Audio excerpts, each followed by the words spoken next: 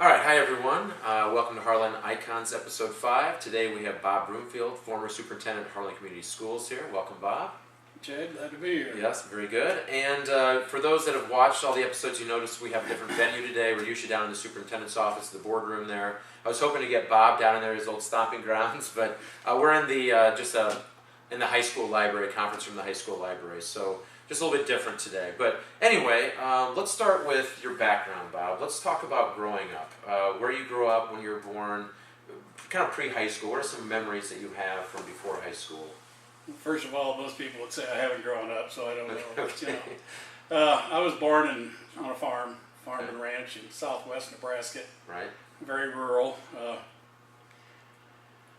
My mom died when I was very young. I was 4, and so I didn't have a mother growing up, which was, on a farm. That was kind of impactful. Sure.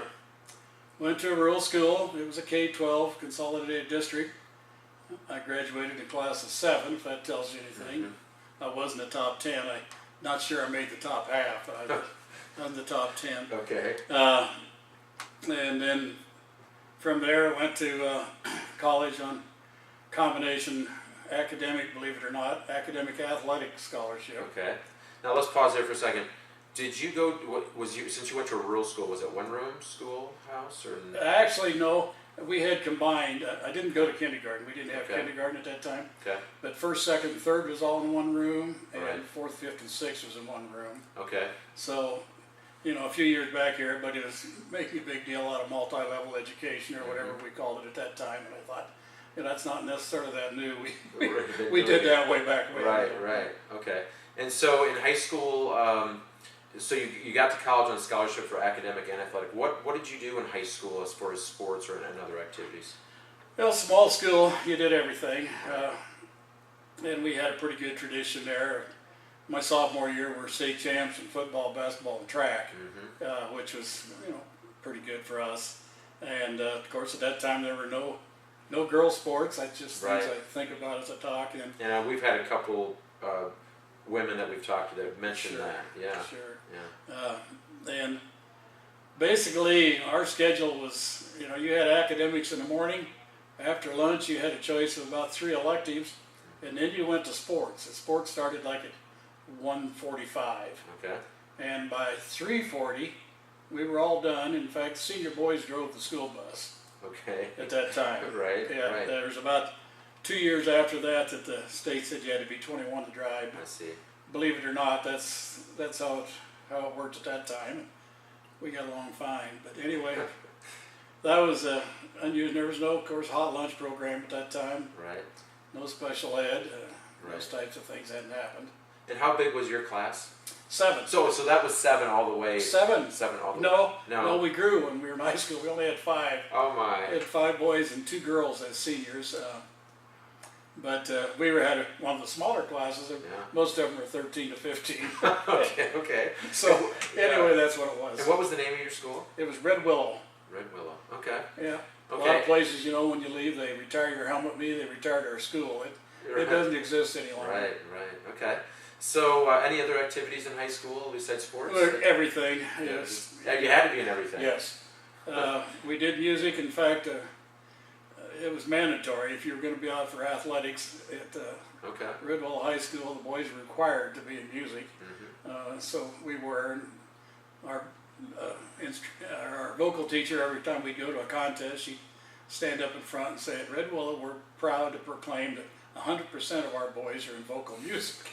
We're all standing there like we have an option. Yeah. And how many boys? Oh, there have been about, I think we had 27 or 28 total. Okay. And in your class, you had how many boys? 5. 5. So mostly boys. Yeah. So those 2 girls, most of the people must have been seeking those 2 girls. Yeah, they didn't have any trouble getting dates. Right. Okay. So college then, you said you got scholarship. What was the sport that you got scholarship to go to college for? Well, my first year, I went to community college, Cook Junior College, which was a strong Division I college at that time, and I played all sports, football, basketball, and track. And then I fell the second year. I didn't go out for football. I'd broken my foot in the summer, and I played basketball and ran track. Okay. Then went to Doane from there and ran track. Okay. And what did you run? Well, you wouldn't believe it, but I was a hurdler A hurdler. and ran some relays, but Okay. primarily hurdles. Okay. And then, so very busy in college. And what did you go into in college? Education. Yes. Okay, so. Yep. First 2 years was just general ed. I'd always liked English. I had a good, excellent high school English teacher, and fortunate enough to get in a good program in college. And so, yeah, my major was English. Then I got a minor in social sciences. Right.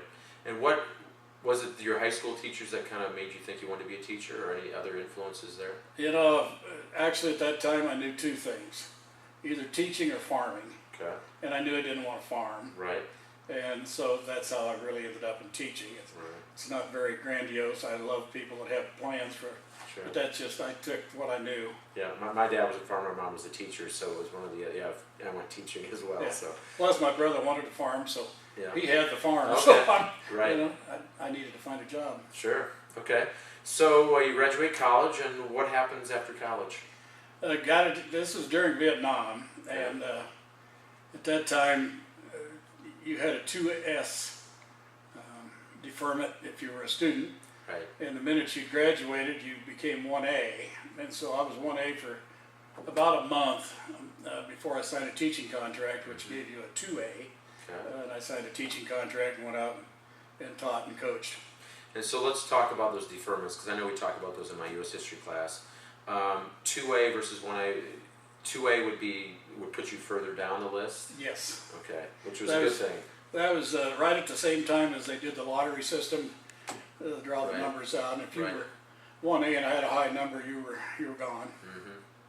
And was that a big concern for you, was going to Oh, Vietnam? you know, it's hard to explain sitting here, but Right. in college we'd sit around about every night. And Mm-hmm. in fact, I had 3 roommates, and one of them went to Vietnam and got wounded, and the other one actually went to Canada.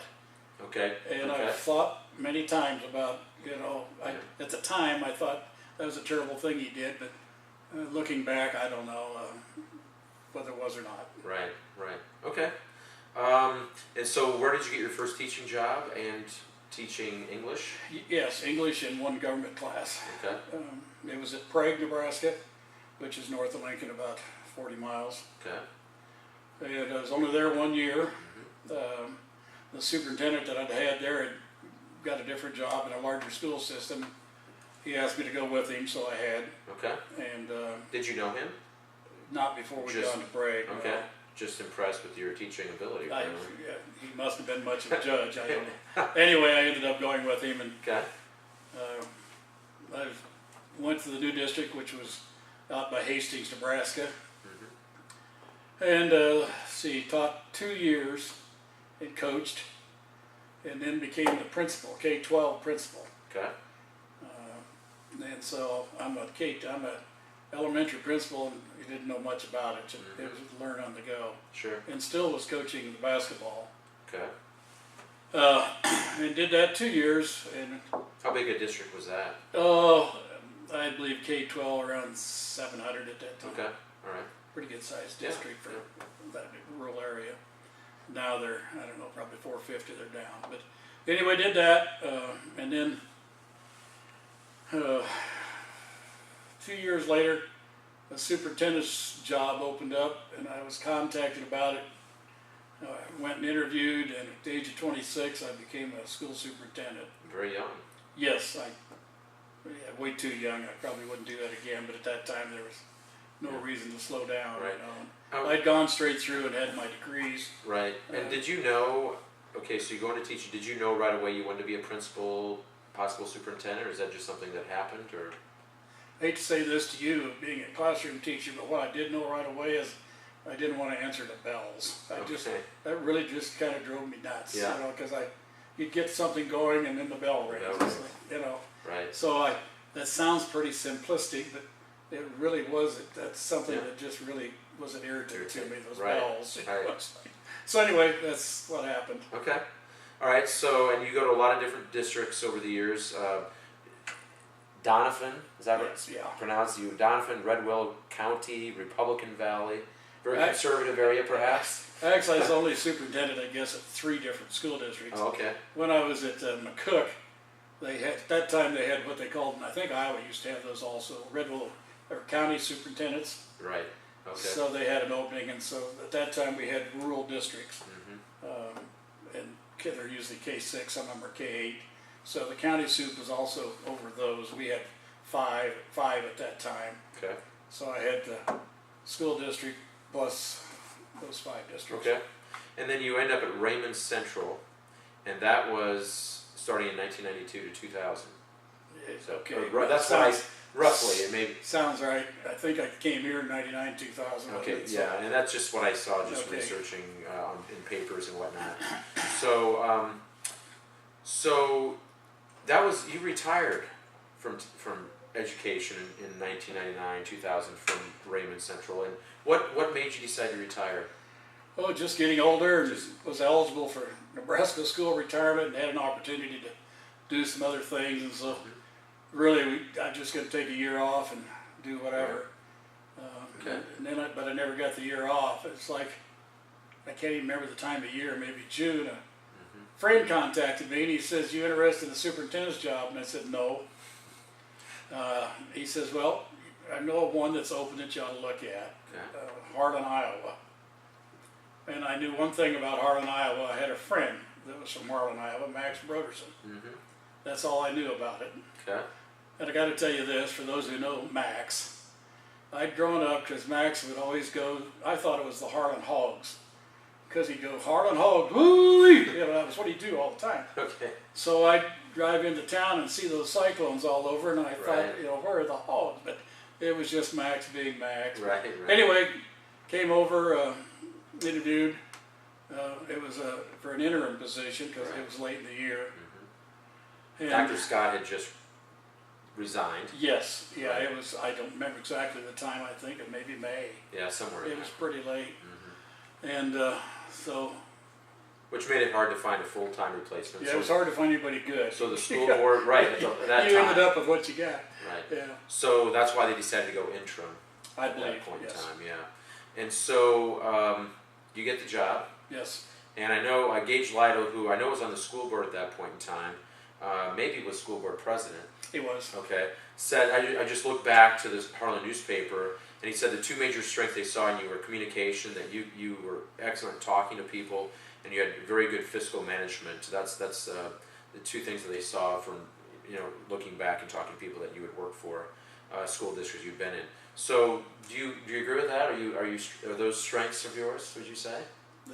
Probably. I Okay. don't know. You know, Right. people like to pigeonhole superintendency into either people or number people, Okay. and I don't really believe you can just do one or the other. You Okay. can maybe last a while if you're a people person, but not a number person. But you better have the numbers right, or you're. Right.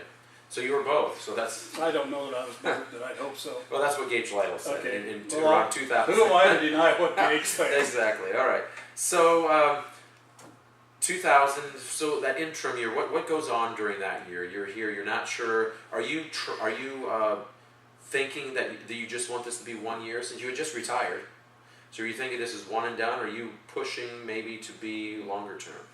Well, at first I came with the idea of being one and done, but it didn't take long to realize that, you know, I'd spent a career trying to create what was here, Right. and I thought, you know, this is a good thing. You know, maybe I can help a little, and so I would say, you know, 2-3 months into it, I'd like to stay here. Right. So that's what happened. Right. My first conversation with anybody, I think with the teachers group when we gathered, I remember distinctly, Coach Blatt walked in. I had never met him, but I'd heard enough about him, but I assumed that was Coach Blatt. And I says, "And if you're Coach Blatt, you know, I don't want the football program to die on my watch. So we need to win this year." I don't know. Yeah. I don't. He but yeah. says, "I'm all for you, Soup." So we ended up winning state that year. Perfect. And Then a few more times. Yeah, a few more Yeah, times. Yeah, Yeah, it was exactly. great. Yeah. Yeah. Yeah. So okay, so let's look at then 2001. You get the full-time job, and then that lasts through 2006. Let's talk about some of the accomplishments. Looking back at your tenure at HCSD, Harlan Community School District, what are some of the bigger accomplishments that you feel and that you're proud of? Either that you did or at least started pushing down towards. Oh, you know, it isn't like anything needed to be totally. The finances were maybe a little upside down. Okay.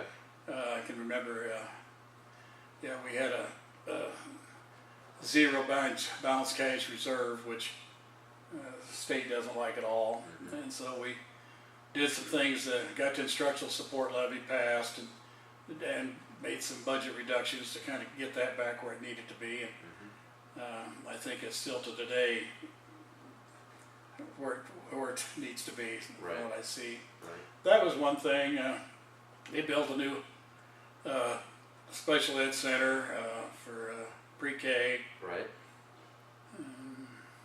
I know a new press box was. Yeah, we did got a new press box. Oh, there's a lot of things. I mean, the wrestling room and the old abandoned swimming pool. Right. Right. Which is big. I don't know. What about? Did you have much to do with the new elementary school? That it obviously was built after you were gone, but I'm sure the beginning stages. I was gone, and then they had me come back. Right. And I was here during that year that it was being constructed. Okay. Yes. It didn't have anything to do with the planning of it, but we had everything in place to do that because we had the bond issue was being retired, previous bond issue that we could transfer that indebtedness over to a new project. So right. that it was in the discussion stage. Sure. But okay. Yeah. All right.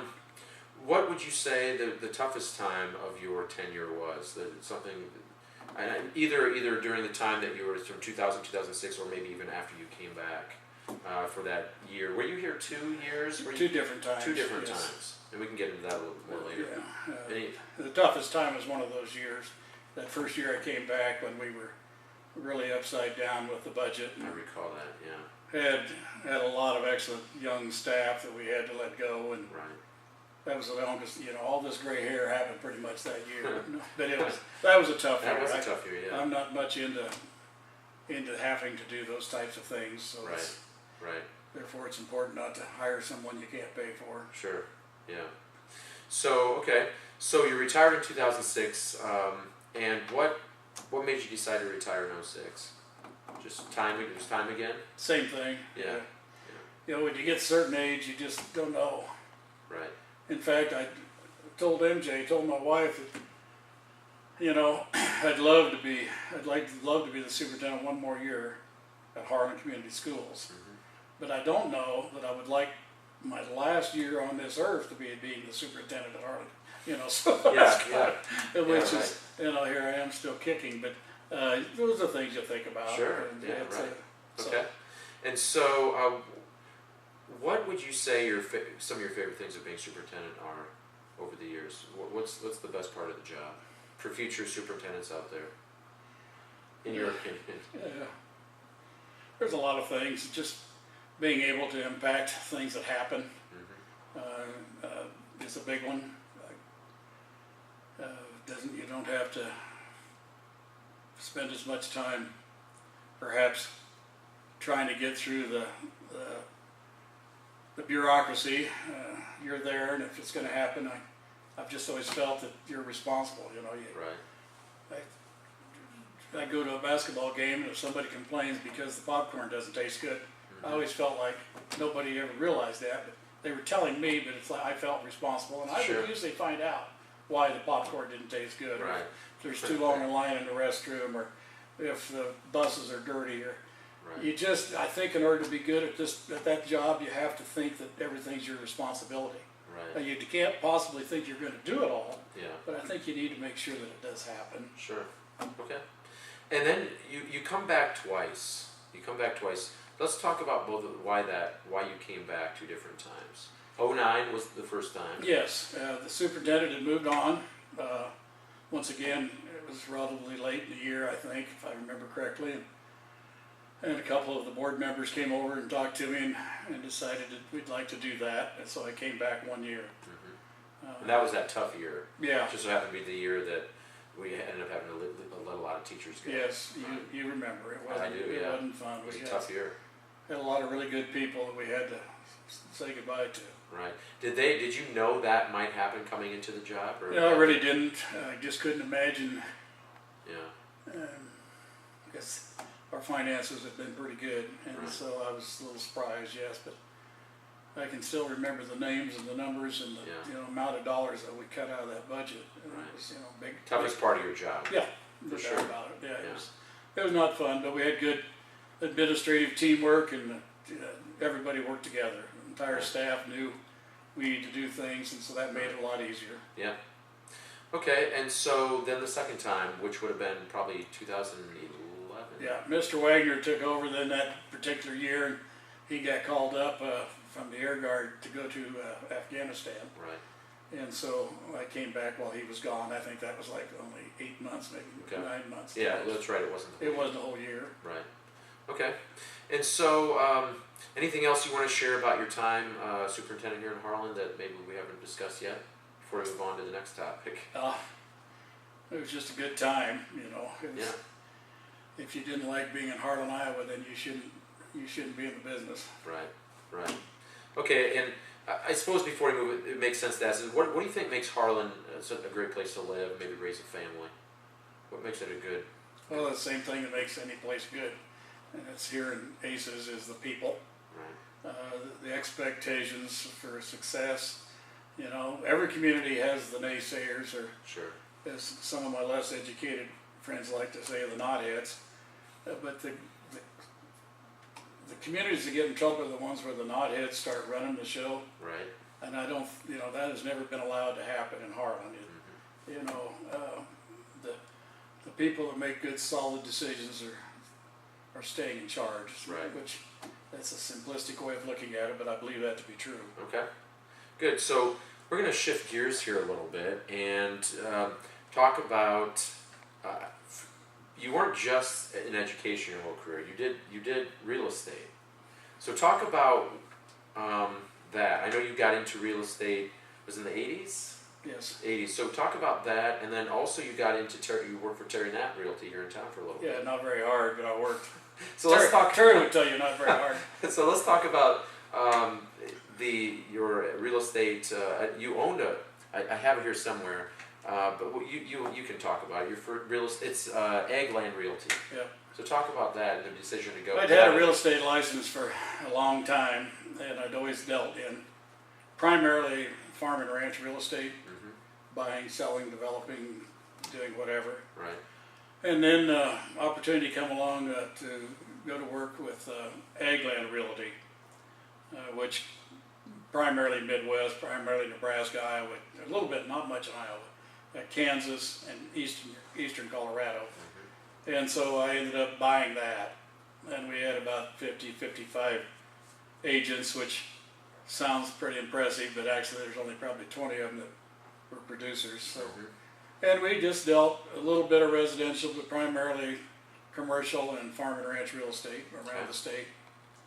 And then ended up selling that after a few years to, which is owned by MetLife, Farmers National Company, which is owned by MetLife in Omaha. Yeah.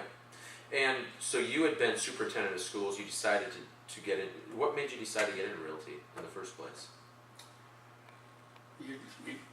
I could talk to you for 5 hours about all that.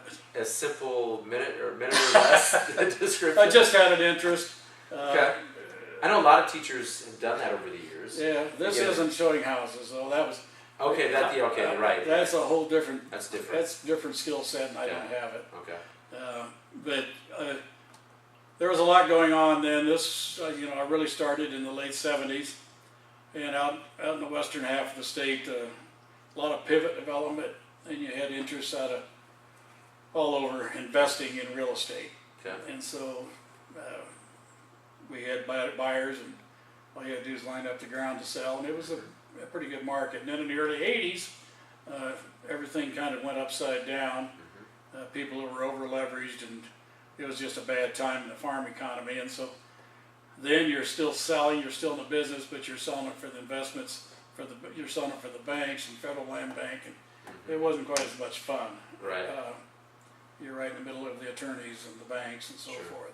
So then you get back into education at Yep. that point. Okay. I chickened out. I thought, But you go back to that. Then you retire from Harlan 3 times, kind of. Yes.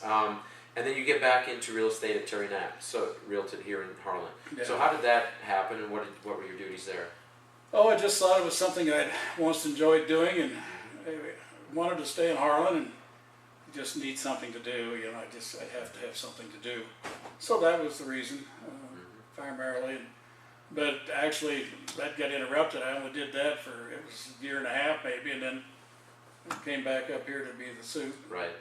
And what did you do? What was your? You didn't show houses again. Oh, some. Oh, you did. Okay. Some, yeah. Okay. It's a whole different ball game in Iowa than it is out.